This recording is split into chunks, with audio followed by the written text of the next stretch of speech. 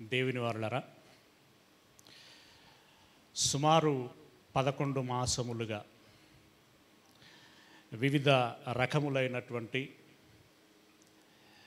దైవ వర్తమానములు మనకి అనుగ్రహించబడ్డాయి. బోధించినటువంటి నాకు సంతృప్తిగా ఉంది. విన్నటువంటి మీకెలా ఉన్నది అనేటువంటిది మీ మనస్సాక్షులకే తెలుసు. ఇది 12వ మాసం. ప్రతి 12 మాసాలకి ఒకసారి ఏం చేసుకుంటారు మీరు? బర్త్డేలు చేసుకుంటారా? ఒకటి యానివర్సరీలు చేసుకుంటారా? చేసుకుంటారు. ఇలా 365 దినములలో 365 రకాల ప్రత్యేకతలు ఉన్నాయి. ప్రతి దాని మీద ఒక సెలబ్రేషన్ చేసుకోవటం అనేటువంటిది జరుగుతూ ఉంటుంది. ఇప్పుడు మరి మనం కూడా చేసుకోవాలా లేదా? ఏమంటారు? తప్పకుండా చేసుకోవాలి. అయితే ఈ మాసమే చేస్తాడు అని నేను అనుకున్నాను. కానీ దీన్ని ఆర్గనైజ్ చేస్తున్నటువంటి ఆర్గనైజర్ మహేందరు వచ్చే మాసమున చేసుకుందామన్నా, అప్పుడు డబుల్ పార్టీ ఉంటుంది కాబట్టి వచ్చే మాసానికి మీరందరూ వేచి ఉండాలని తను కోరుకుంటున్నాడు. మనం అందరం వేచి చూద్దాం మరి ఎలాంటి ఏర్పాట్లు చేస్తాడో, ఎలాంటి కార్యక్రమం చేస్తాడో. అయితే ఈ సంవత్సరములోని 12వ మాసమున, అంటే ఈ సంవత్సరము అంటే మనం ప్రారంభించినప్పటి నుండి 12వ మాసం ఇది. ఓకే, ఈ 12వ మాసమున ఒక ప్రాముఖ్యమైనటువంటి అంశాన్ని మనం ఆలకిద్దాం. మోస్ట్లీ ప్రాబబ్లీ మీరందరూ ఎప్పుడో ఒకప్పుడు మీ మనసులో అనుకొని ఉండుంటారు, లేదా ఎవరైనా అడిగినప్పుడు అరే మంచి ప్రశ్న అడిగాడు అని అనుకొని ఉండుంటారు. మరి దానికి సమాధానాలు కూడా మీరు విని ఉంటారు. అది ఎంత మేరకి మీకు తెలుసు తెలియదు అనేది నాకు తెలియదు. అది ఏంటి అని అంటే, పాస్టర్ గారు ఈ మత్తు పదార్థాలకి ఇంకా తదితరములైనటువంటి వాటికి అడిక్ట్ అయినటువంటి వారు. అడిక్షన్ అవుతే దాని నుండి ఎలా విడిపించుకోవాలి, అంటే దాని నుండి ఎలా బయట పడాలి అనేటువంటి ప్రశ్నని అడుగుతూ ఉంటారు. ఎప్పుడైనా విన్నారా? ఓకే, దాని సమాధానములు గ్రహించారా? అంటే ఎలా బయటపడాలి అనేటువంటి అంశాన్ని కూలంకుషంగా మీరు ఎరగగలిగారా?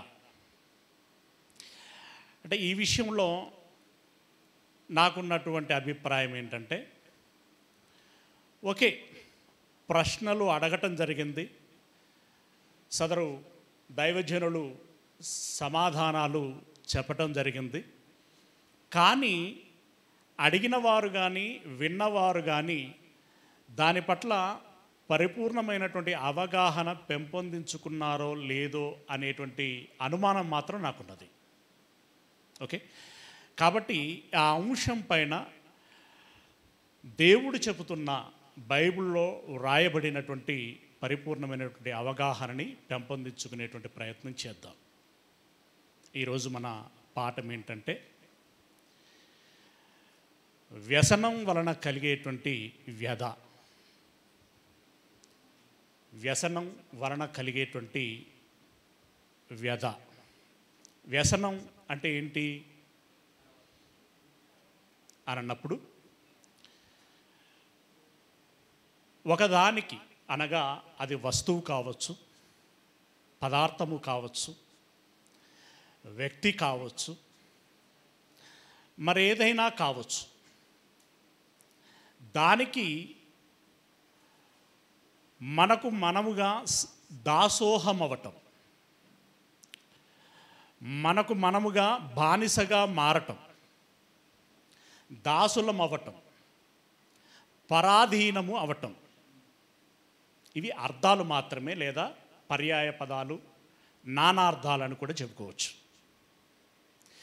ఇంతకీ వ్యసనము అంటే ఏమిటి అనే నిర్వచనాన్ని మనం ఆలోచించేటువంటి ప్రయత్నం చేస్తే, ఆలోచన, మనిషికి ఉండేటువంటి ఆలోచన వివేకము చచ్చిపోయి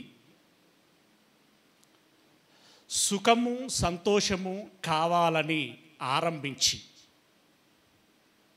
ఇక చివరికి ఇది లేకుంటే నేను ఉండలేను అనేటువంటి పరిస్థితిలోనికి వెళుతూ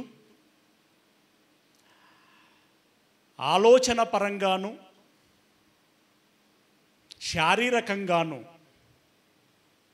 కలిగేటువంటి దౌర్బల్యము ఏదైతే ఉంటుందో దానినే వ్యసనము అంటాం. అర్థమైంది అని అనుకుంటున్నాను. అంటే ఇక ఏం చేయలేనటువంటి అచేతన స్థితిలోనికి వెళ్ళిపోతాడు.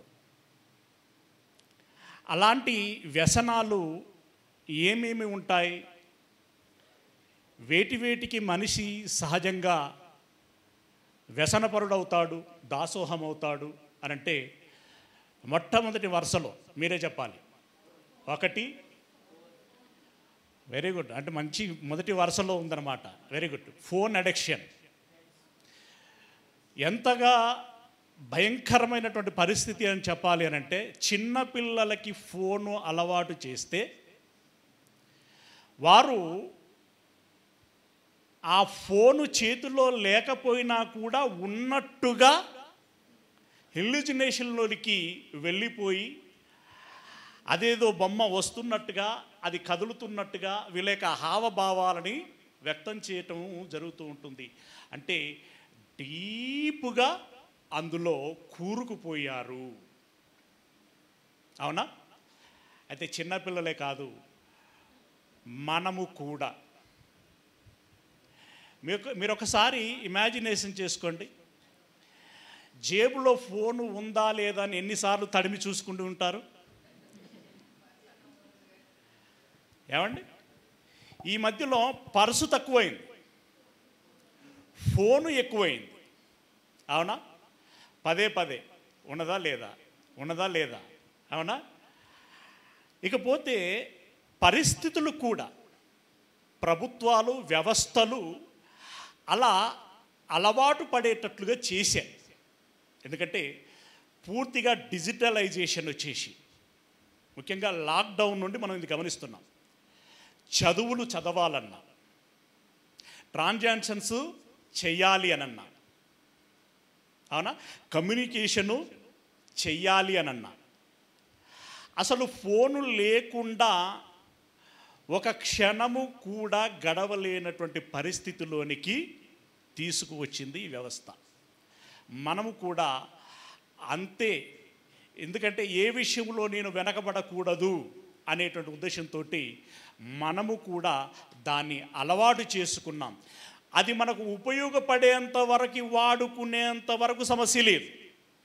కానీ అది లేకుంటే నేను ఉండలేను అనేటువంటి పరిస్థితిలోనికి వెళ్ళినప్పుడే సమస్య. ఏమండి? ఫోను మనకు ఉపయోగపడాలి, మనము ఫోనుకు దాసోహము కాకూడదు. ఓకే? ఫోను. రెండవది ఏంటి చెప్పండి? రెండవది ఏంటి? ఓకే, ఫ్రెండ్స్తో తిరగటము. అంటే ఇందులో ఆరోగ్యము అనారోగ్యం రెండు ఉంటాయి. రోడ్ల పంటి తిరుగుడు అంటారు చూడండి, అది. అంటే సాయంత్రం అయిందంటే ఫ్రెండ్స్ అందరూ కలుసుకోవాలి, సుత్తి పెట్టాలి, ఊరి మీద ముచ్చట్లన్నీ మాట్లాడుకోవాలి.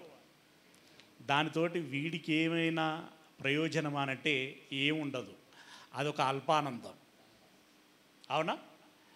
ఇక అలా మాట్లాడుకున్నప్పుడు మంచి ముచ్చట్లు ఏమైనా వస్తాయనంటే లేదు. మంచి కంటే ఎక్కువగా చెడు ముచ్చట్లే వస్తూ ఉంటాయి.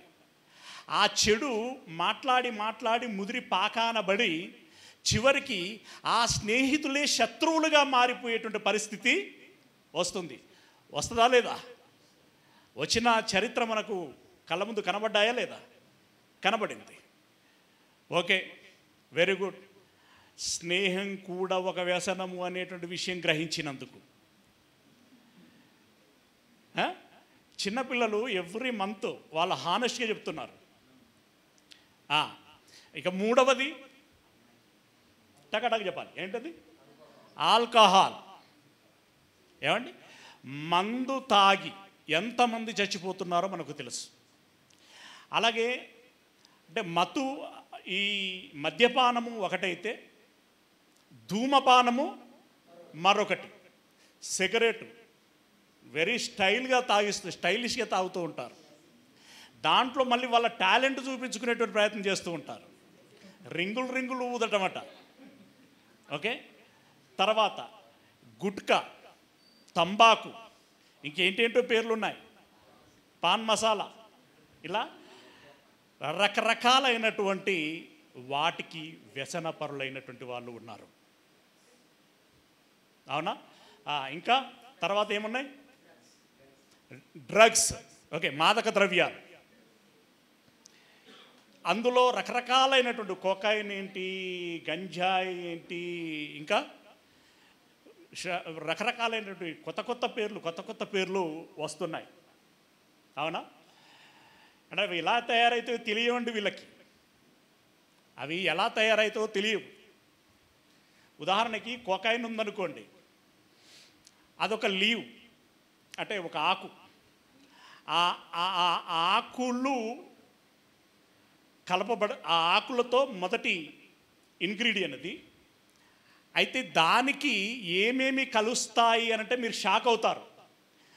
ఎలా షాక్ అవుతారంటే, అసలు రమేష్ అన్నకు తెలుసో తెలియదో ఏదో చెప్పిండు అని అనుకుంటారు మీరు. అంత భయంకరమైనటువంటి. మీకు తెలుసా, ఆ ఆకుకి, ఆ లీఫ్కి మొట్టమొదటిగా కలిపేటువంటి పదార్థం ఏంటంటే సిమెంట్.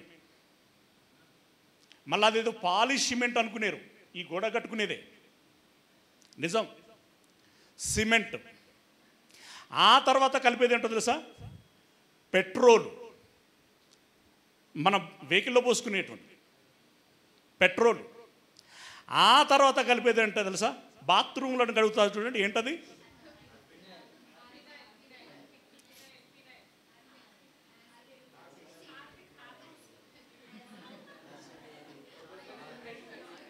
ఫినాయిల్ ఉన్నది, మళ్ళీ ఇంకొకటి యాసిడ్.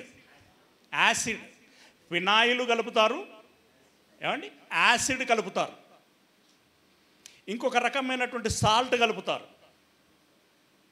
ఇవన్నీ మిక్సీ చేసి అందులో నుండి రసం పిండుతారు.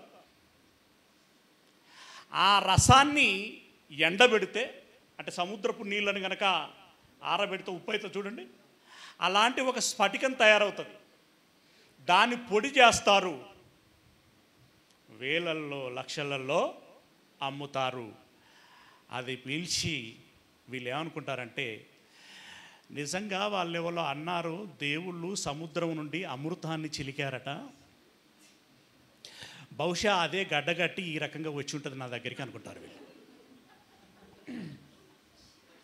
మత్తుగా తూలుతూ వాళ్ళు అది ఉన్నంతసేపు నా అంతటోడు లీడరేగా ఈ భూమి మీద అని అనుకుంటాడు. ఎంత సుఖం, ఎంత హాయి, ఆహా అనంట. అవునా? ఇంకా వ్యభిచారం. అంటే ఒక స్త్రీకి పురుషుడు అడిక్ట్ అవుతాడు, ఒక పురుషునికి స్త్రీ అడిక్ట్ అవుతూ ఉంటుంది. ఇలా చెప్పుకుంటూ పోతే అనేక రకాలైనటువంటి అడిక్షన్లు ఉన్నాయి. వీటి వలన చివరికి పరిస్థితి ఏంటయ్యానంటే, మనిషి మొట్టమొదటగా మానసికంగా దెబ్బతింటాడు, వైకల్యం వస్తుంది. మానసిక వైకల్యం అంటే అబ్నార్మల్గా మారిపోతాడు. అంటే సరిగా ఆలోచించలేడు, వివేకం ఉండదు, సమయస్ఫూర్తి ఉండదు, జ్ఞాపకశక్తి ఉండదు. అవునా? అలాగే శారీరకంగా కూడా దెబ్బతింటాడు, అంటే అనారోగ్యం పాలవుతాడు, బలహీనుడైపోతాడు. అది సమయానికి అందకపోతే షవరింగ్ అవుతాడు, స్టేబుల్గా ఉండలేడు. ప్రియులారా, అలా అలా ఈ శరీరములో ఉన్నటువంటి ఆర్గాన్స్ ఎన్ని రకాలైతే ఉన్నాయో అవన్నీ కూడా ప్రభావితము అవుతాయి. దినదినము క్షీణించిపోతూ ఉంటాడు. అంటే మానసికంగా దెబ్బతింటాడు, శారీరకంగా దెబ్బతింటాడు.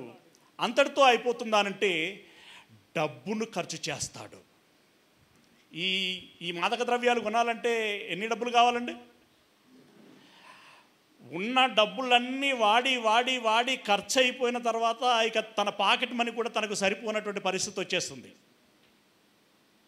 అప్పుడు కొంతమంది వ్యసనపరులు చివరికి ఏం చేస్తారో తెలుసా అండి? అన్నీ అయిపోతాయి, ఫెవికాల్ అయిపోతుంది, ఇంకేంటి రకరకాలుగా అవన్నీ అయిపోతూ ఉంటాయి.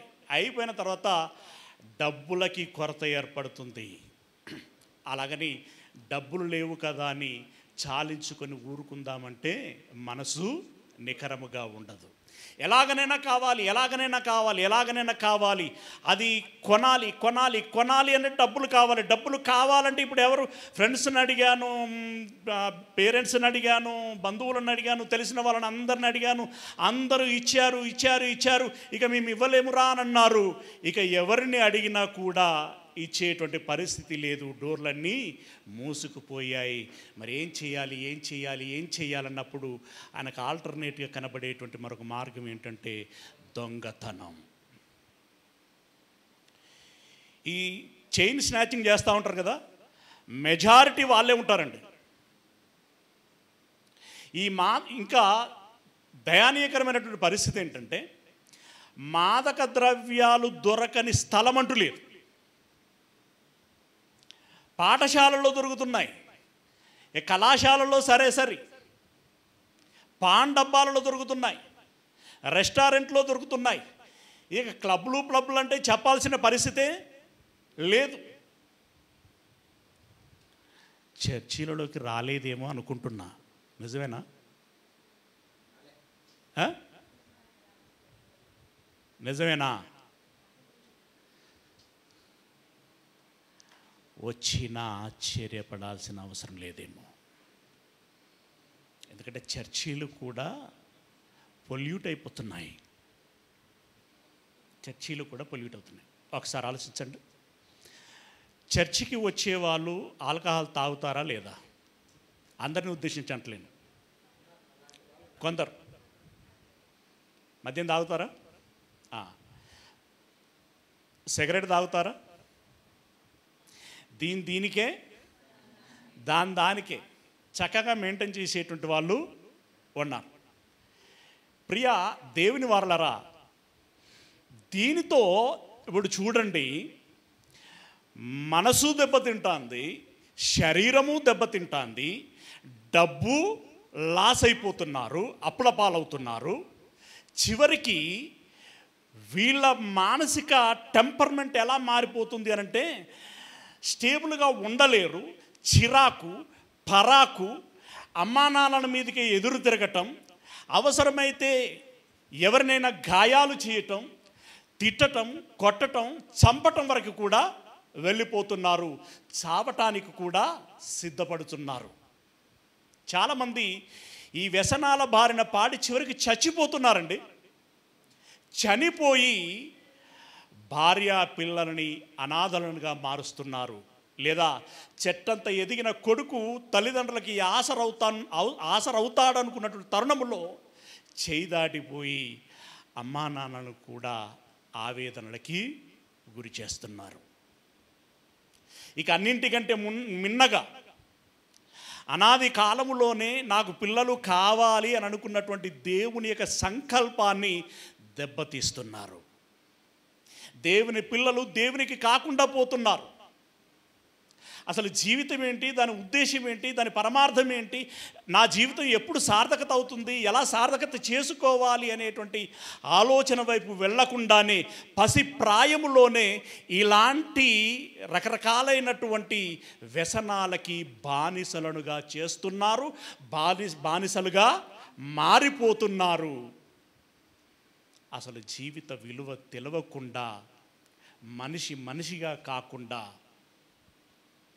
ఈ లోకంలో అత్యంత పనికిరాని వ్యక్తిగా జీవించి మరణించి వెళ్ళిపోతున్నటువంటి పరిస్థితి. ఇలాంటి పరిస్థితుల్లో ఒకటి, దాని బారిన పడకుండా ఉండాలంటే ఏం చేయాలి?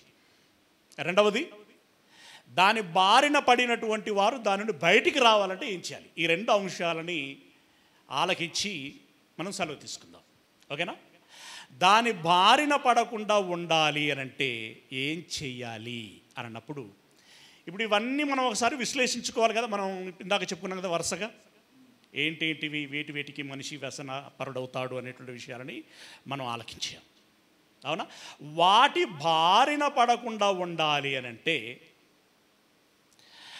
భక్తుడు రాసినటువంటి ఒక చక్కని మాట, కొరింథీయులో రాసినటువంటి మొదటి పత్రిక 6వ అధ్యాయము, కొరింథీయులో రాసినటువంటి మొదటి పత్రిక 6వ అధ్యాయము 12వ వచనము. అన్నిటి యందు నాకు స్వాతంత్ర్యము కలదు. ఇప్పుడు ఒక యంగ్ మ్యాన్ని, ఏంట్రా నువ్వు, అసలు ఏంటి, నువ్వు ఏమనుకుంటున్నావు, నువ్వు సిగరెట్ తాగుతున్నావు, ఈ వయసులో నీకు ఏంట్రా అని చెప్పేసి ఒక అనామకుడు అడిగాడు అనుకోడు, ఒక పెద్ద మనిషి. నీకు అవసరమా, నువ్వేనా కొనిచ్చినావా అంటాడా లేదా? ఇంకా తిక్కగా మాట్లాడతారు. పాపం ఊరికన్నా మందలు ఇద్దరు వీడిని, వాడిని చావడికపోతున్నాయి అని అనుకుంటాడు కదా. అంటే ఇప్పుడు ఈ భారత పౌరుడిగా నీకు స్వాతంత్రం ఉంది, నీకు స్వాతంత్రం ఉంది. కానీ ఆ స్వాతంత్ర్యమును మనం ఎలా ఉపయోగించుకుంటున్నామనేటువంటిది ప్రాముఖ్యమైనటువంటి విషయం. రెండవది ఏంటంటే, ఈ ప్రభుత్వ పరంగా స్వాతంత్రం ఉండటమే కాదు, దేవుడు కూడా స్వాతంత్ర్యాన్ని ఇచ్చాడు. అసలు దేవుడే స్వాతంత్రం ఇచ్చాడు, ఆ తర్వాత ప్రభుత్వాలు స్వాతంత్రాలు ఇచ్చాయి. ఓకే. అయితే ఆ స్వాతంత్రము విషయంలో, ఆ స్వాతంత్రము విషయమై ఇక్కడ మాట్లాడుతున్నటువంటి పాయింట్ ఆఫ్ వ్యూ ఏదైతే ఉందో అది మన అంశానికి సరిపోయేటువంటి సరైనటువంటి మాట. ఏమంటున్నాడు? అన్నిటి విషయంలో నాకు స్వాతంత్రము కలదు. కానీ అంటేనే దాని అర్థం ఏంటి? అన్ని ప్రకటనలు చెప్పిన తర్వాత ఇదిగో ఇది ఫ్రీ, ఇది ఫ్రీ, ఇది ఫ్రీ, ఇది ఫ్రీ అంటాడు. కిందేమంటాడంటే షరతులు వర్తిస్తాయి అని అంటాడు. అదేనా? షరతులు అనగానే అయిపోయిందిరా. ఇక షరతులు అనగానే ఏదో ఫ్రీ అంటే మనం ఏదేదో అనుకుని పొంగిపోయాం. కానీ అది అంత ఈజీగా వచ్చేది కాదు, దానికి ఏదో లింకులు ఉంటాయి. ఇక్కడ కూడా భక్తుడు అంటున్నాడు, అన్నిటి యందు నాకు స్వాతంత్ర్యము కలదు, కానీ అన్నీయు చేయదగినవి కావు. అన్నీ చేయొచ్చు నువ్వు. ఇందాక మనం మాట్లాడుకున్నట్టు మాదక ద్రవ్యాలు తీసుకోవచ్చు, నువ్వు పొగాకు తాగొచ్చు, గుట్కా తినొచ్చు, ఇంకా ఏం చెప్పుకున్నాం, సినిమాలు అన్నారు, సెల్ ఫోన్ అన్నారు, తిరుగుబోతులు అన్నారు, తిండిపోతులు ఉంటారు. అవునా? తిండిపోతులు ఉంటారు. పిల్లరా, డబ్బు దాహం ఎక్కువగా ఉంటుంది కొంతమందికి. అది కూడా ఒక వ్యసనం.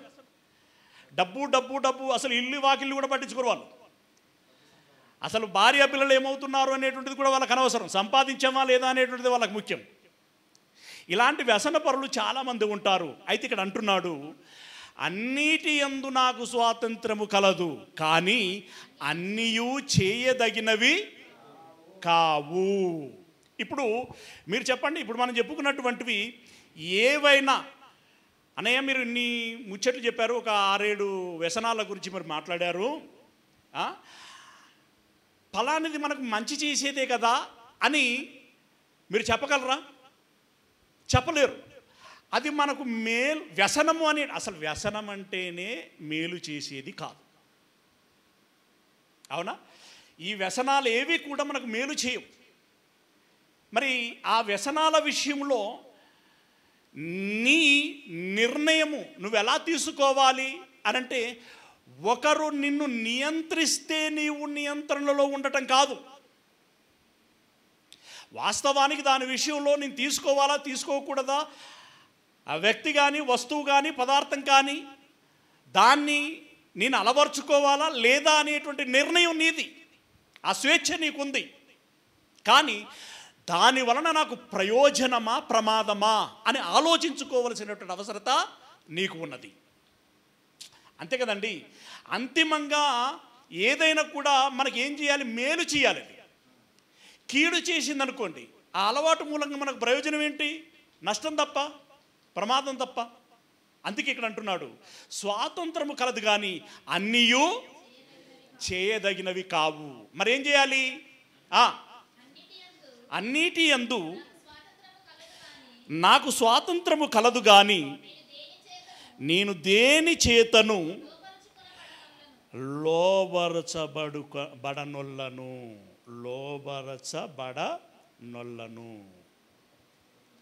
కొనబడను. ఏమండి అంటే అన్నిటి యందు నాకు స్వాతంత్రం ఉంది, కానీ అన్నిటికీ నన్ను నేను లోబరుచుకొనను అని అంటున్నాడు. లోబరుచుకొనను అంటే దాని అర్థం ఏంటండి? అన్నిటికీ నేను దాసోహము కాను. నాకు ఒక నియంత్రణ ఉంటుంది, నాకు ఒక నిగ్రహం ఉంటుంది, నాకు ఒక వివేకం ఉంటుంది. నేను ఆలోచించి తెలివిగా ఒక నిర్ణయం తీసుకోగలను. ఆ నిర్ణయంలో ఒక నిగ్రహాన్ని పాటిస్తాను, లిమిట్స్లలో ఉంటాను నేను. అది ప్రతి వ్యక్తికి మొదటగా ఉండాలి. దాని బారిన పడకూడదు అనంటే మొట్టమొదటగా ఏ వివేకం ఉండాలి? దేనికి నేను లోబడకూడదు, దేనికి నేను అవకాశము ఇవ్వకూడదు. ఈ ముందు చూపు మనిషికి అవసరం. ముందు చూపు అంటారు దీన్ని, జాగ్రత్త కలిగి ఉండటం. ఓకేనా? అలాగే 10వ అధ్యాయం 13వ వచనంలో ఇదే పుస్తకము 10వ అధ్యాయం 23వ వచనం, 10వ అధ్యాయం 23వ వచనం, అన్ని విషయముల యందు నాకు స్వాతంత్రము కలదు కానీ అన్నీయూ చేయదగినవి కావు. ఎంత బాగా చెప్తున్నాడు చూడండి. అన్నిటి విషయంలో నాకు స్వాతంత్రం ఉంది. అందుకే స్వాతంత్రం ఉంది కాబట్టే ఇన్ని రకాలుగా వ్యవస్థీకృతమైనటువంటి నేరాలు, ఘోరాలు, రకరకాలైనటువంటి అవాంఛిత కార్యక్రమాలు జరిగిపోతున్నాయి. స్వాతంత్రం ఎక్కువటం మూలంగానే కదండి. అయితే ఈ స్వాతంత్రాన్ని సద్వినియోగించి అంటే స్వేచ్ఛను నువ్వు ఉపయోగించుకోవాలని నీవుగా ఎంతగా ఆలోచన చేసుకుంటావో దాన్ని సద్వినియోగం చేసుకోవాలి అనేటువంటి ఆలోచన కూడా నీకు అంతే స్థాయిలో ఉండాలి. ఎస్, మనం స్వతంత్రులుగా ఉండాల్సిందే, మనం స్వాతంత్రులుగానే ఉండాలి. ఎవరికి మనము బానిసగా మారిపోవటానికి అవసరం లేదు, బానిసగా మారిపోవలసినటువంటి అవసరం లేదు, ఎవరికి దాసుడిగా ఉండాల్సినటువంటి అవసరం లేదు. నువ్వు స్వతంత్రుడిగా ఉండు, నీ శక్యమైన మేరకు స్వతంత్రుడిగా ఉండు అని అంటాడు. నువ్వు స్వతంత్రుడిగా ఉండు. అయితే ఆ స్వాతంత్రము నాకు మేలు చేస్తున్నదా లేదా అని చూసుకొని జాగ్రత్తగా వెళ్ళాలి. అన్నిటి యందు నాకు స్వాతంత్రము కలదు. ఇక్కడ కూడా అదే మాట అంటున్నాడు.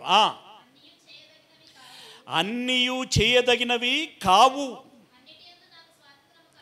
అన్నిటి యందు నాకు స్వాతంత్రము కలదు కానీ అన్నీయూ క్షేమాభివృద్ధి కలుగజేయవు అని అన్నాడు. ఇప్పుడు నీకు ఒక వ్యసనం ఉందండి, మనందరికి ఒక వ్యసనం ఉంది. ఏంటంటే ఉదయం లేవగానే బ్రష్ చేసుకోవడం.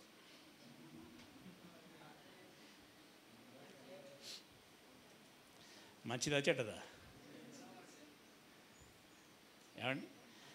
మరొక వ్యసనం ఉంది, బ్రేక్ఫాస్ట్ దేంతో చేయాలనుకుంటామంటే, ఈ మధ్యలో ఆరోగ్యకరమైన భోజనాలు అని చెప్పేసి కొన్నిటి గురించి అడ్వర్టైజ్మెంట్ ఇస్తున్నారు కదా. ఏంటవి? ఓట్స్, ఇంకా మిల్లెట్స్. ఏదైనా కూడా మిల్లెట్ ప్రోడక్ట్ ఏదైనా కూడా. నేను మిల్లెట్ లేకుంటే తినలేనండి, బ్రేక్ఫాస్ట్ కానివ్వను, నేను చేయలేను. మంచిదేనా చెడ్డదా? మంచిదే. ఏమండి, చిన్నపిల్లలు, మమ్మీ నాకు పాలు లేకుంటే నేను ఉండలేను మమ్మీ అని అన్నాడు. ఏం అలవాటు? పాడలవాటు. పాలు తాగుతున్నట్టు ఏంది అనొచ్చా? అంటే ఈ వ్యసనాలు మంచివి, ఈ వ్యసనాలు మంచివి. అందుకే ఇక్కడ జాగ్రత్తగా వాడినటువంటి పదం ఎంత జాగ్రత్తగా వాడానంటే, అన్నీయు క్షేమాభివృద్ధి కలగజేయవు అంటే కొన్ని క్షేమాభివృద్ధి కలుగజేస్తాయి. క్షేమకరమైనటువంటి వాటికి నీవు వ్యసనపరుడవుగా మారు. ప్రార్థన చేయకుండా నువ్వు ఉండలేవు, ఆల్ ది బెస్ట్. బైబిల్ చదవకుండా నువ్వు ఉండలేవు, ఆల్ ది బెస్ట్. ఏమండి, అవసరాలలో ఉన్నటువంటి వారికి నేను సహాయం చేయకుండా ఉండలేను, all the best, go head. ఏమండి, ఇలాంటి వ్యసనాలన్నీ కూడా మంచివి. నిన్ను మానసికంగాను, ఆరోగ్యకరంగాను, శారీరకంగాను నిన్ను ఇంకా అంతెత్తుకు ఎదిగింప చేస్తూ ఉంటాయి. కానీ డాడీ మా ఫ్రెండ్స్ అందరూ సిగరెట్ డబ్బాలు కొనుక్కుంటున్నారు, నాకు చాలా గిల్టీగా ఉంది.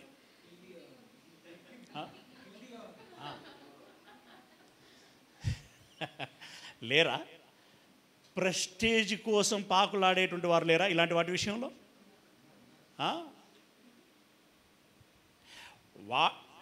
ఇప్పుడు అందరు క్లబ్కి వెళ్ళాడండి, వీడు వెళ్ళలేదు, వీడు ఎందుకు వెళ్ళలేదంటే డబ్బులు లేక వెళ్ళలేదు. వాళ్ళు వెళ్ళొచ్చిన తర్వాత మళ్ళీ ఎట్లా చెప్పుకున్నారంటే, ఇట్లా అట్లా అని గొప్ప చెప్పుకున్నారు. హాడు రాలేకపోయిండ్రా అని అంటాడు. వాని పానం అంతా ఏమైపోతుంది? కల్లోలం అయిపోతుంది, పింజం అంటది పానం. ఆడేమనుకుంటాడంటే, నెక్స్ట్ టైం ఎట్లయినా, ఆ నెక్స్ట్ టైం ఒక టార్గెట్ వాడికి. ఆ నెక్స్ట్ టైంకి మరి ఏం సంపాదించుకోవాలి, ఎట్లా రావాలి మరి? డాడీని అడిగిండు అనుకో, అందరూ క్లబ్కి వెళ్తున్నారు డాడీ. ఏం క్లబ్ రా అంటే, నీకు తెలియదా అంటాడు.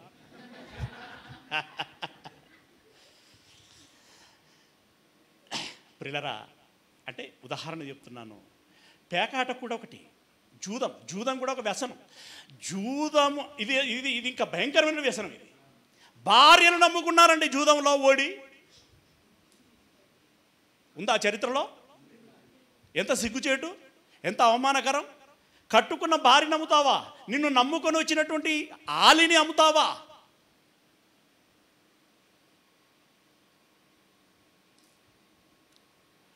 చివరికి వాడు దీనికి వ్యసనపరుడై నా కిడ్నీ అమ్ముతాను వస్తాడు. ఆఫ్కోర్స్ టెస్ట్ల తర్వాత అది పనికిరాదని డాక్టర్ ఇలాగ చెప్తాడు, కానీ ఎందుకంటే ఆల్రెడీ అది పొల్యూట్ అయిపోయింది. కానీ వీడియో అనుకుంటాడంటే, డబ్బులు కిడ్నీలు అమ్మితే డబ్బులు వస్తున్నాయిరా అని అంటే వీడికి ఆశ పుడుతుంది అనమాట. అంటే మాదక ద్రవ్య పొట్లం కొనుక్కోవడానికి వీని ఒంటిలో ఉన్నటువంటి కిడ్నీని అమ్ముకోవడానికి ముందుకెళ్తాడు. ఎంత దౌర్భాగ్యం అండి అది. అందుకే ఇక్కడ చెప్తున్నాడు, నాకు స్వాతంత్రం ఉన్నది కానీ అన్నీ చేయదగినవి కావు, అన్నీ నాకు క్షేమాభివృద్ధి కలగచేయవు. ఇప్పుడు 2 పాయింట్లు మనం మనసులో పెట్టుకోవాలి. నెంబర్ 1, అన్నీ నాకు క్షేమాభివృద్ధి కలగజేయవు. ఇప్పుడు నువ్వేం చేయాలి? డివిజన్ చేయాలి. నాకు క్షేమాన్ని కలగజేసేటివేవి, ప్రమాదాన్ని కలగజేసేటివేవి. ఓకేనా? మీకు గతంలో కూడా హోంవర్క్ ఇచ్చాను, కానీ మళ్ళీ మీరు ఎవరు నాకు రిమైండ్ చేయలేదు, నేను మిమ్మల్ని అడగలేదు మళ్ళీ. అది నా బలహీనత, మీ బలం కదా. ఓకే, నెక్స్ట్ టైం అడుగుతాను నేను. ఇప్పుడు డివిజన్ చేస్తారు మీరు. ఇప్పుడు మనం ఇంతసేపు మాట్లాడుకున్నటువంటి విషయాలు ఏవైతే ఉన్నాయో ఇంకా అదనంగా కూడా ఉంటుంది సమాచారం. మేలు చేసేటివి ఏంటివి, ఒక రోలో రాసి పెట్టండి. కీడు చేసేటివి ఏంటి ఒక రోలో రాసి పెట్టండి. ఇప్పుడు మేలు చేసేటువంటి వాటిని అలవర్చుకోండి, బేషరతుగా అలవర్చుకోండి, ధైర్యంగా తలెత్తుకొని. ఓకే, కీడు చేసేటువంటి వాటి విషయంలో మాత్రం మనం ఇందాక చదువుకున్నాం కదా 6వ అధ్యాయం 12వ వచనంలో ఏమని, అన్నిటికీ నన్ను లోబరుచబడు కొననొల్లను అని అన్నాడు. అంటే వాటిని నేను దరిదాపులోనికి రానివ్వను. Be strong. వాటి దరిదాపుల్లోనికి, వాటి జాడలలోనికి నేను వెళ్ళను. అంటే వాటి దరిదాపుల్లోనికి అంటే వాటి ఎన్విరాన్మెంట్ ఉంటుంది కదా, ఆ దాపుల్లోకి కూడా నేను వెళ్ళను. అలా నిర్ణయం తీసుకుంటే నీవు వ్యసనపరుడవు కావు. అవుతారా అండి? అంత బలంగా ఇంత ఆలోచించి నిర్ణయం తీసుకుంటే వ్యసనపరుడు అవుతాడా? కాడు. కాకుండా ఉండటం కోసం నీకు ఈ వివేచన అవసరం. మేలు చేసేదేది, కీడు చేసేదేది. కీడు చేసేటువంటి దాని జోలికి నేను వెళ్ళను, దానికి నేను సరెండరు అవను. పౌలు తిమోతికి కన్నబిడ్డగా, అంటే ఆత్మీయ కన్నబిడ్డగా ఆయనకు ఎంతో జాగ్రత్తలు చెప్తాడండి. ఆయన చెప్తూ నాకు చాలా, అంటే పౌలు తిమోతి యొక్క ఆ రిలేషన్ నాకు చాలా బాగా అనిపిస్తుంది. అండర్స్టాండింగ్ బాగుంటుంది వాళ్ళది. ఓకే, ఒక తండ్రిగా, ఒక ఆత్మీయ తండ్రిగా తిమోతికి చెప్తున్నాడు జాగ్రత్త. ఏం చెబుతున్నాడు అనంటే, తిమోతికి రాసినటువంటి 2వ పత్రిక 2వ అధ్యాయము, తిమోతికి రాసినటువంటి 2వ పత్రిక 2వ అధ్యాయము 22వ వచనం. తిమోతికి రాసినటువంటి 2వ పత్రిక 2వ అధ్యాయము 22వ వచనం. నీ యవ్వన ఇచ్చల నుండి పారిపొమ్ము.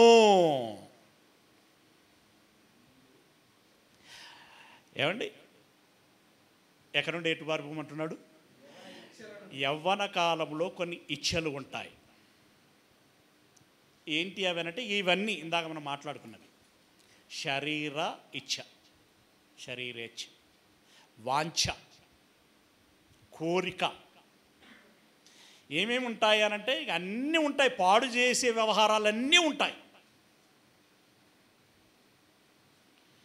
పసిపిల్లలకి అంతగా తెలియదు.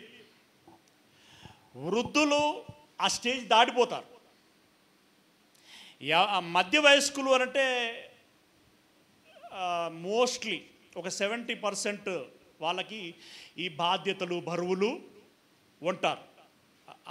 ఉంటాయి. దాన్ని బట్టి వాళ్ళు కూడా వాళ్ళ మూడును అటువైపు పెద్దగా పెట్టుకోరు. ఇక ఎటొచ్చి స్వేచ్ఛాపక్షులు ఎవరయ్యానంటే యూత్. ఏమండి, యూత్ అనగానే అదేందో సర్టిఫికెట్ వచ్చేసినట్టు కాలర్ ఇట్లా లేచిపోతుందండి. స్వేచ్ఛ వచ్చినట్టు వాళ్ళ కాలర్లు చూడండి, వాళ్ళ బటన్లు చూడండి, వాళ్ళ జుట్టులు చూడండి, కటింగ్లు, హెయిర్ కటింగ్లు ఎలా ఉంటాయి, ఆ కడియాలు చూడండి, ఆ కమ్మలు చూడండి. అమ్మాయిలే పెట్టుకోవడం మనకు తెలుసు. మేమేమన్నా తక్కువ అని చెప్పేసి అబ్బాయిలు కూడా జుట్టు పెంచుతున్నారు, జడలు వేస్తున్నారు, కొప్పులు వేస్తున్నారు, అలాగే కమ్మలు కూడా పెట్టుకుంటున్నారు. అవునా? ప్రిలరా, యవ్వనస్తులకి ఆ ఎంజాయ్మెంట్ అనేటువంటిది ఎక్కువగా ఉంటుంది. ఆ క్యూరియాసిటీ ఎక్కువగా ఉంటుంది. కావాలి కావాలి కావాలి, నేను దాన్ని టేస్ట్ చేయాలి, అనుభవించాలి. అది ఎలా ఉంటుందో ఒకసారి ఎక్స్పీరియన్స్ చేయాలి అనేటువంటి ఆ ఆతృత ఎక్కువగా ఉంటుంది. సాధ్యమైనంత తొందరగా, సాధ్యమైనంతగా అనుభవించాలి అనేటువంటి ప్రయత్నం చేస్తూ ఉంటాడు. అంటే వేగం ఎక్కువగా ఉంటుంది. యాంగ్జైటీ ఎక్కువగా ఉంటుంది, వేగం ఎక్కువగా ఉంటుంది. కనుక ఆ యవ్వన ప్రాయములో ఉన్నటువంటి వాడే తిమోతి కాబట్టి ఆ తిమోతికి ఒక గొప్ప బాధ్యతను ఆల్రెడీ పౌలు గారు తిమోతికి ఇచ్చాడు కాబట్టి అంత గౌరవప్రదమైనటువంటి ఆదర్శప్రాయమైనటువంటి పాత్రలో అంటే ఆ వృత్తిలో ఉంటున్నటువంటి ఆయన ఎక్కడ కూడా జారిపోకూడదు.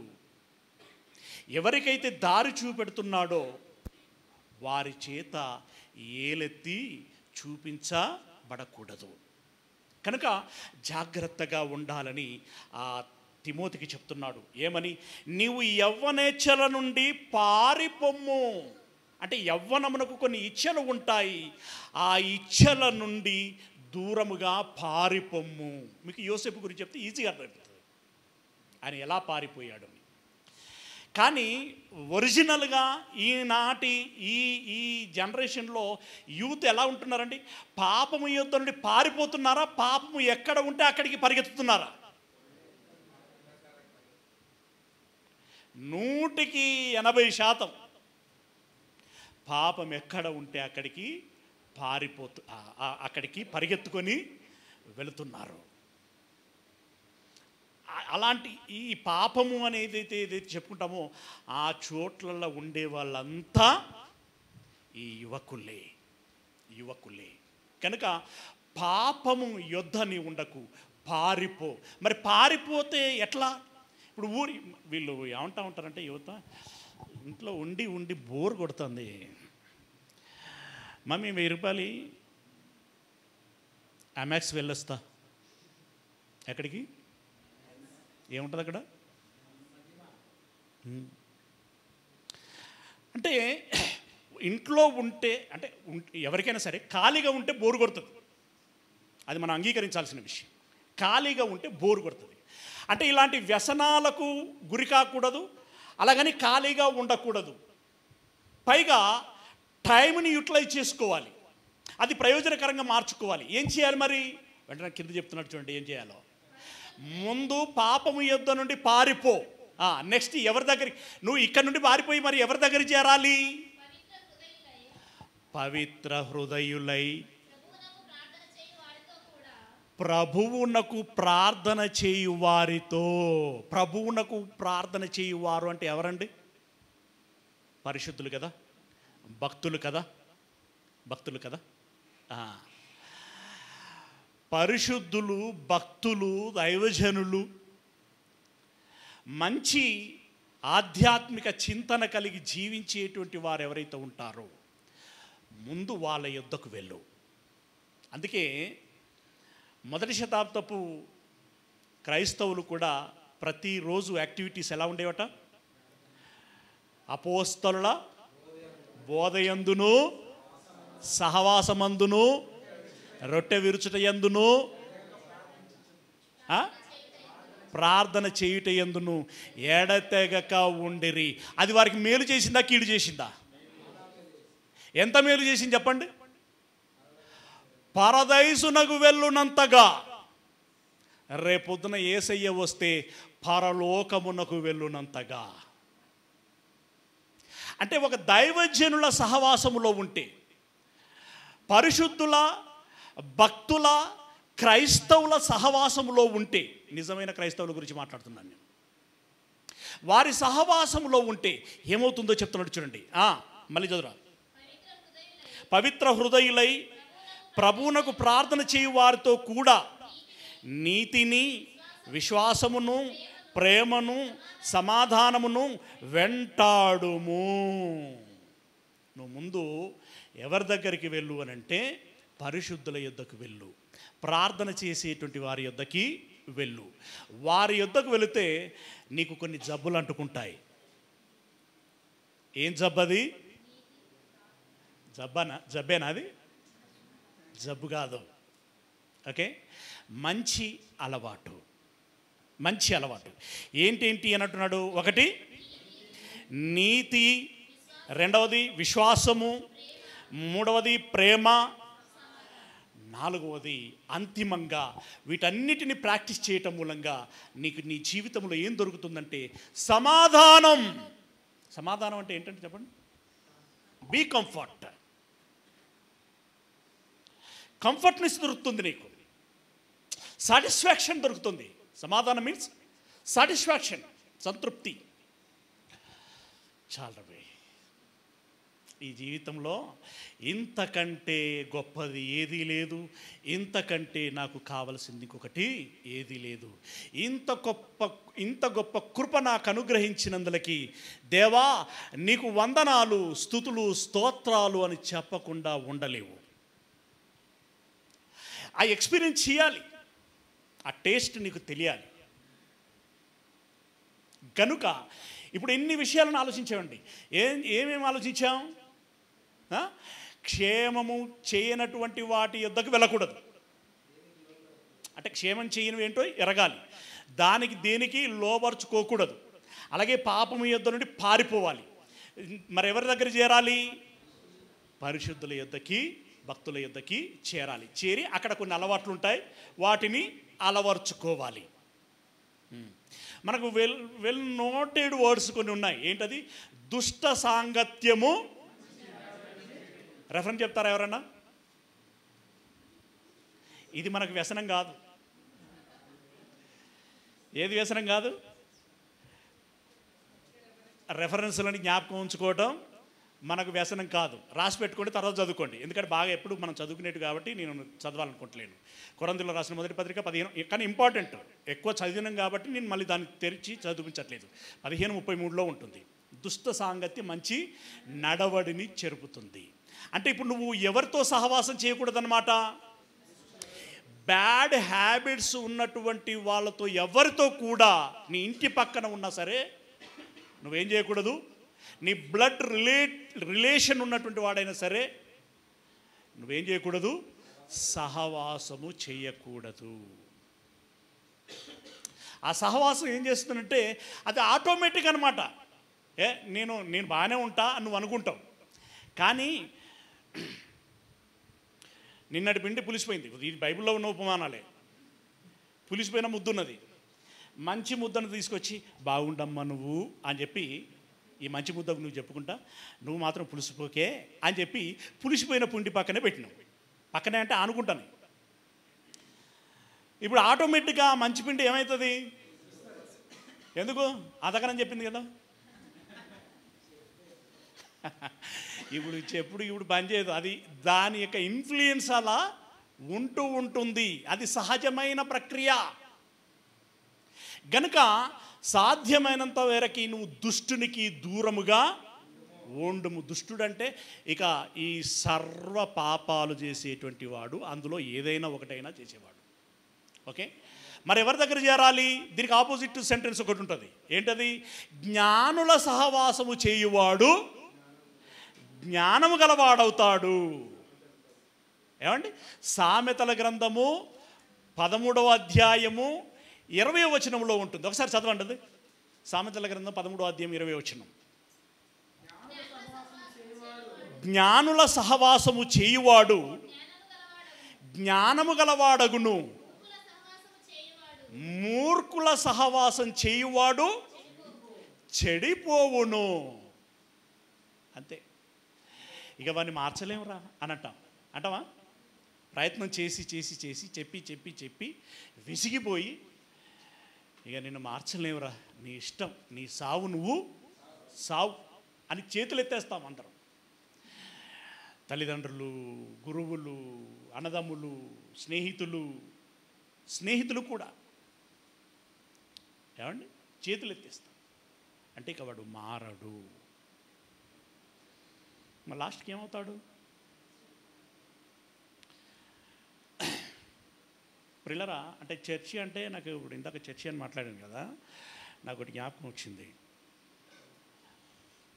మనకెంతో కొంత అంటున్నోడే అంటే మన చర్చికి మెంబర్ ఏం కాదులే, కానీ మన చర్చి అమ్మాయిని అతడికి ఇచ్చాం. క్రిస్టియన్ అంటే, చర్చికి పోతాను అని అంటే పైగా ఆ ఊరి పాస్టర్ మా చర్చికి రెగ్యులర్గా వస్తాడు అని సిన్సియర్గా చెబితే నేను ఆడ నమ్మింది ఆ వ్యక్తిని కాదు, ఎవరు పెళ్లి చేసుకున్న అబ్బాయిని కాదు, ఆ ఊరి పాస్టర్ను నమ్మాను. కానీ ఆయన పచ్చి అబద్ధం ఆడాడు. ఈయన చర్చికి వెళ్ళడు. ఎక్కడికి వెళ్తాడు? ఇందాక పిల్లలు మంచి చెప్పారు, స్నేహితుల యుద్ధకు వెళ్తారు. వీళ్ళందరూ కలిసి ఏం చేస్తారు? పార్టీలు చేసుకుంటారు. ఈ స్నేహితులు కలిస్తే మొట్టమొదటగా వచ్చే ప్లాన్ ఏంటంటే పార్టీ. మామ ఏం లేదా? వీడివాడు ఒక వయసే ఉంటాడు, వీడు మామ అంటా ఉంటాడు. మామ ఏమి లేదా? ఇంకొకటి ఏంటంటే ఇలాంటి వ్యక్తులకు స్నేహితులు ఎక్కువ. ఈ ఎక్కువ స్నేహితులు ఉంటే ఎక్కువ బర్త్డేలు వస్తాయి, ఎక్కువ బర్త్డేలు వస్తాయి. బర్త్డే వచ్చిందంటే ఎవరి బర్త్డే అయితే వాడు ఏమి ఇవ్వాలి? పార్టీ ఇవ్వాలి. ఏమి ఇవ్వాలి? కేక్ ఒకటి కట్ చేస్తానంటే అది కేకు చిన్నపిల్లలు తినేది. మరి మాకు బిర్యానీ వరకు అయితే ఓకే తమ్ముడు, కానీ బిర్యానీతో పాటు ఇంకా వాళ్ళట ఆ పిల్లగాడు చెప్పేది కాటన్స్ అంటారట. అంటే కాటన్స్ అంటే దారం అనుకునేరు. ఈ బాటిల్లా కేసా కాటన్ అని కూడా అంటారు.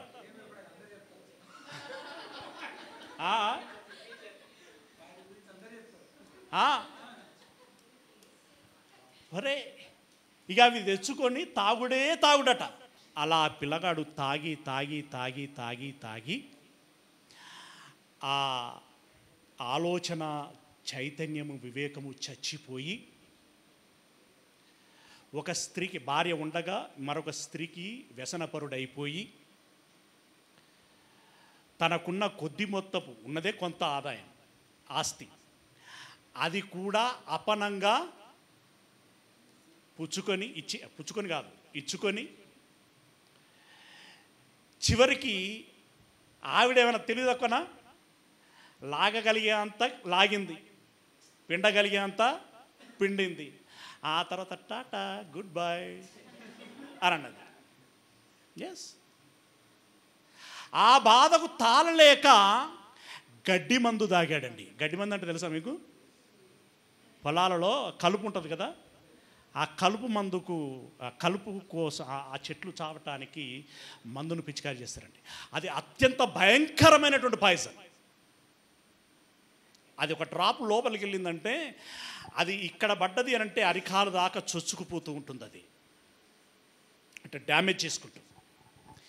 చివరికి ఆ పిల్లోడు చచ్చిపోయాడు.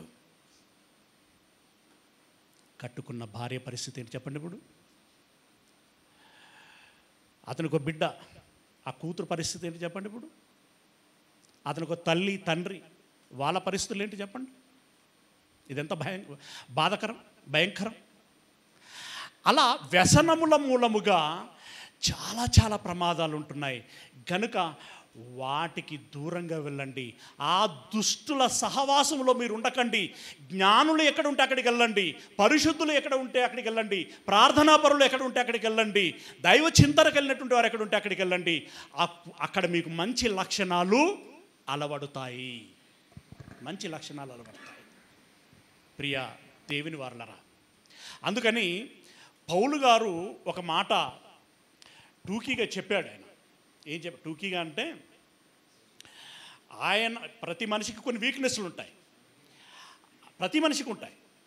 ఆ వీక్నెస్ల నుండి బయటపడటానికి నేను ఏం చేశానంటే అని చెప్తూ ఉంటాడు ఆయన. మీ అందరికి జ్ఞాపకం వచ్చి ఉంటుంది. ఏం చేశాడట? తన శరీరమును, కొరింథీయులకు రాసిన మొదటి పత్రిక 9వ అధ్యాయము 27వ వచనం అనుకుంటా, 9వ అధ్యాయం 27వ వచనం. గాలిని కొట్టినట్లు పోట్లాడుట లేదు. అంటే ఆత్మీయ జర్నీలో ఊరికనే ఏదో గాలిని పట్టినట్టు. ఒకవేళ ఇతరులకు ప్రకటించిన తర్వాత నేనే భ్రష్టుడైపోదునేమో అని నా శరీరమును నలుగగొట్టి దానిని లోబరుచుకొనుచున్నాను. నా శరీరమును ఏం చేస్తున్నాను? నేను నలగగొట్టుకుంటున్నాను. నలగొట్టుకోవటం అంటే మీరు రఫ్గా ఒకటి ఆలోచన చేయొచ్చండి. మనిషిలో కొవ్వు ఎక్కువైతే ఏమవుతుంది? నిజం కూడా లావవుడు కాదు, లావవటం అనేటువంటి అదొక ఫ్యాక్టర్. కానీ కొవ్వు ఎక్కువైనోడికి మదం ఎక్కువ అని అంటారు చూడండి. మదం ఎక్కువైతే కళ్ళు నెత్తికెక్కుతాయి, అవునా? కళ్ళు నెత్తికెక్కితే వాడికి అడ్డు అదుపు ఉండదు, ఈ వేలో వెళ్తూ ఉంటాడు. అందుకని నా శరీరం నలగొట్టుకుంటున్నానంటే దాని అర్థం ఏంటి? నా శరీరమునకు ఏది ఏ మోతాదులో అవసరమో ఆ మోతాదులో మాత్రమే మితముగా ఇస్తున్నాను. నలగొట్టుకుంటున్నానంటే నా శరీరాన్ని పనిలో పెడుతున్నాను. ఏమేం పనులు అంటే, శరీరం బాగా ఒక మంచి పని విషయంలో బాగా అలసిపోయిందనుకోండి, అంటే ఒక ఉద్యోగం, ఇప్పుడు ఊరికనే ఉంటే ఇందాక చెప్పుకున్నట్టు కొవ్వు ఎక్కువ అవుతూ ఉంటుంది, లేనిపోయిన ఆలోచనలన్నీ వస్తూ ఉంటాయి, ఎక్కడెక్కడికో వెళ్ళాలనిపిస్తుంది, ఖాళీగా ఉంటే స్నేహితులు ఎక్కువ అవుతూ ఉంటారు, ఇలా వెళ్ళిపోతూ ఉంటుంది. అలా కాకుండా ఒక వ్యాపకంలో ఉండాలి. ఒక ఉద్యోగం చేయి, ఒక వ్యాపారం చేయి, ఒక దాని మీద ఎఫర్ట్ పెట్టు, సువార్త ప్రకటనలో పరిచర్యలో భాగస్థుడవు కా. మొత్తానికి ఒళ్ళు అలసిపోవాలి. నువ్వు ఒళ్ళు అలసిపోయిందనుకోండి, సాయంత్రం ఇంటికి చేరగానే బుద్ధిగా ఇంత తింటాడు, ఇంత తినగానే కళ్ళు మూతలు పడతాయి, నేను పడుకుంటానని చెప్పేసి పడుకుంటాడు. అప్పుడు సెల్ ఫోన్ కూడా పెద్దగా ముట్టుకోడు. ఒకవేళ ముట్టుకున్నా కూడా మధ్యలోనే నువ్వు వద్దన్నా జారిపోతుంది అది, అవునా? కాబట్టి అలాంటి అంటే లైక్ దట్. ఇప్పుడు నా శరీరమును నేను నలగగొట్టుకుంటున్నాను అంటే ఇందులో ఒకటి ఉంటుంది. రాజుల వలన నపుంసకులుగా చేయబడినటువంటి వారు ఉన్నారు,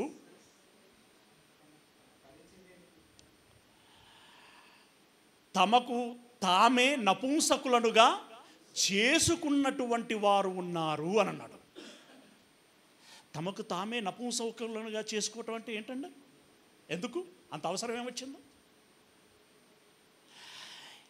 ఇది నేను ఒక దాని మీద ఫోకస్ పెట్టాలనుకుంటున్నాను, ఒక ఫీల్డ్లో వెళ్ళాలనుకుంటున్నాను, దానికి ఇది అభ్యంతరకరము కాకూడదు నాకుండేటువంటి ఆ కోరికలు అని చెప్పి, ఆ కోరికలను ప్రేరేపించేటువంటి ఎంజైమ్స్ ఏవైతే ఉంటాయో ఆ ఉత్పత్తి అయ్యేటువంటి నాడీ వ్యవస్థని కట్ చేశాడు. దానికి ఎంతగా అతడు కమిట్ అవ్వాలండి, ఎంత స్ట్రాంగ్ మెంటల్ ఉండాలి కదా. అది అంటే నలగగొట్టుకోవటం అనేటువంటి దాంట్లో ఇది ఆ పీక్ స్టేజ్ గురించి మాట్లాడాను నేను. నలగొట్టుకోవటానికి రకరకాలుగా ఉంటాయి, అందరూ అలాగే చేయాలని లేదు, ఒక్కొక్కరు ఒక్కొక్క రకం. మెట్టుకి నీ శరీరమును నువ్వు నీ స్వాధీనములో ఉంచుకోవాలి. నీవు చెప్పినట్టుగా శరీరం వినాలి తప్ప శరీర కోరికలకి నీవు సరెండరు కాకూడదు. అది నువ్వు గుర్తుంచుకోవాల్సినటువంటి విషయం, రైట్? ఇప్పుడు 4 విషయాలు ఇవన్నీ తెలిసాయి. దాని వ్యసనము బారిన పడకూడదు అని అంటే, అవునా? మరి వ్యసన బారిన పడినటువంటి వారు దాని నుండి బయటికి ఎలా రావాలి? ఇదిసేపు ఒకే యాంగిల్ ఆలోచించాం మనం. వ్యసనం బారిన పడకూడదంటే ఏం చేయాలి ఆలోచించాం. మరి వ్యసన పరులు అవుతారు కొంతమంది, ఆల్రెడీ అనుకోకుండానో దాన్ని బారిన పడతారు. ఇప్పుడు కొందరు అనుకుంటారు నేను దీని నుండి బయటకు రావాలి అని అనుకుంటారు, కానీ రాలేకపోతారు. అలాంటి వారు కూడా ఉంటారు పాపం. నేను దీని నుండి బయటకు రావాలనుకుంటున్నానన్నా కానీ రాలేకపోతున్నాను. ఆ టైంకి నాకు అంతా మైండ్ అంతా ఆబ్సెంట్ అయిపోతుంది, అయోమయం అయిపోతుంది, షవరింగ్ వచ్చేస్తుంది, చెమటలు వచ్చేస్తాయి, మనసులో మనసు ఉండదు, ఉండలేకపోతాను అని అలా నేను మానలేకపోతున్నాను అని చెప్పేసి అంటూ ఉంటారు. తీసుకుంటేనే కానీ మళ్ళీ నాకు స్టేబుల్ వస్తుంది అని అంటూ ఉంటారు. మరి వారు దానిలో నుండి బయటికి రావటము ఎలా? ఇది వచ్చే మాసము అని అంటే వచ్చే మాసము గ్రాండ్ సెమినార్ చేయాలనుకుంటున్నాడు తమ్ముడు, కాబట్టి అది ఆఫ్ చేయండి అయ్యా. గ్రాండ్ సెమినార్ చేయాలనుకుంటున్నాడు కాబట్టి